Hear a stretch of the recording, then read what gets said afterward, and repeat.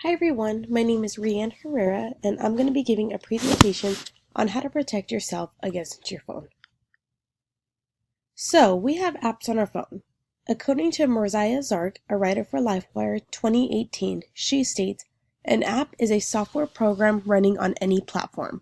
The word app is an abbreviation for application. It's a piece of software that can run through a web browser on your computer, a smartphone, tablet, or other electronic devices including smart TVs and smartwatches. It is almost used in reference to a mobile app or a small piece of software that runs on a website." There are three main types of apps: mobile, desktop, and web. Most desktop and web apps are built to be used with a mouse and keyboard along with a large screen, but mobile apps are intended to be accessed with a finger or stylus on a small screen. You see apps everywhere. If you have ever used a smartphone or computer, it is almost guaranteed that you have seen, downloaded, or used an app.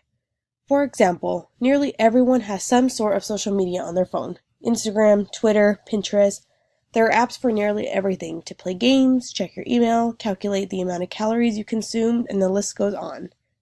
In the context of mobile apps, almost every platform has a system where its users can download free and paid apps. They are normally accessible through the device itself or a website.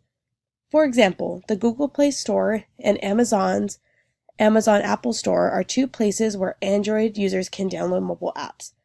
iPhones, iPod Touch devices, and iPads can get their apps through the App Store and they go straight to their devices. So now that we know what apps are, we're going to get into app permissions. According to FinGen Mobile, permissions are concessions or allowances that you agree to as a user to enable a mobile application to perform its full range of functions within its phrasing or description.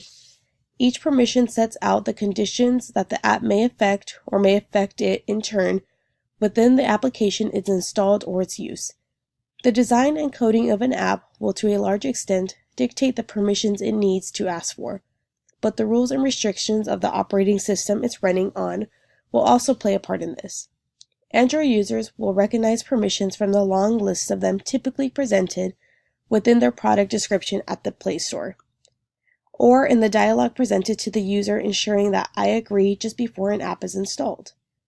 Users of iOS systems are usually presented with a request for permissions on a case-by-case basis, as each application feature which requires a permission comes into play. When apps need our information, there are some good reasons to ask, and there are some that are not so good. So let's start with the good reasons. The requesting and granting of app permissions is designed to ensure that a piece of software is given the user data and the system access it requires to do its job properly. Presenting the user with a list of the permissions it requires is a gesture of transparency and good faith on the part of the developer, indicating that they have nothing to hide and providing the users with a deeper insight into how their app actually does what it does. For big organizations like Google and Facebook, users can go through the list of their permissions, secure in the knowledge that there's typically a legitimate reason for each one. For example, if you want to take a picture of Instagram and post it, then it would make sense why they would need access to your camera roll. And any GPS app you would also ask for permission to pinpoint your location, and this would definitely be expected. You can't take a Lyft unless they have your location, so that makes sense why Lyft would need that. But what about when it's not expected? On the flip side, there are those mobile apps where permissions lists include requests for access or functionality that have little or nothing to do with the software itself or its stated purpose. Unfortunately, the request for extensive or intrusive permissions may be down to some alternative motive. For example, data mining operations may want information for marketing and advertising networks. Even worse, it may be used for purposes such as fraud and identity theft. And even worse, requesting and giving permission to an app to perform operations that can provide access to user credentials, personal documents and images, personally identifiable or health information throws these resources open to abuse at the hands of blackmailers, extortionists, identity thieves, and cyber criminals of all kinds. Now let's get into how you can protect yourself. According to Brian Chen, there are numerous ways to protect ourselves as more apps harvest our data. Number 1. Read policies. When you sign up for a new app or web tool, the company typically asks you to agree to its terms and service. Start pursuing the terms and pay particular attention to the privacy policy. If you see language that suggests your data could be shared in a way that makes you uncomfortable, opt out of using the service. You would not be alone if you felt confused or uninformed after reading a terms of service agreement. Still, it's better than reading nothing. Number 2. Research business models. A company's business model can provide insight into how your data may eventually be shared. If you are using a product that does not charge for an upfront fee or showing any advertising, a for-company profit is probably involved in some way. While your name will not be attached to the information, your age, gender, shopping activities, and location will all be rolled up with the other user's data. Altogether, that becomes incredibly valuable information to many retailers looking for marketing research. Number 3.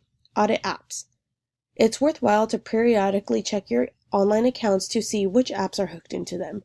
Chances are you have used those accounts to quickly sign up for a web tool or app. The ones you may never use may still be leeching off your personal data, so you should disable them. On most apps, you can do this in the privacy or settings section. If you do not recognize an app, get rid of it. Do this every 6 months because sometimes it piles up. Lastly, opt out for good.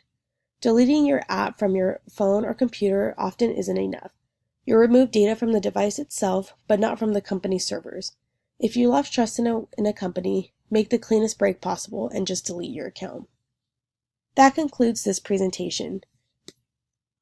On the next page are the references used. You may go check those out if you need further information. Thank you.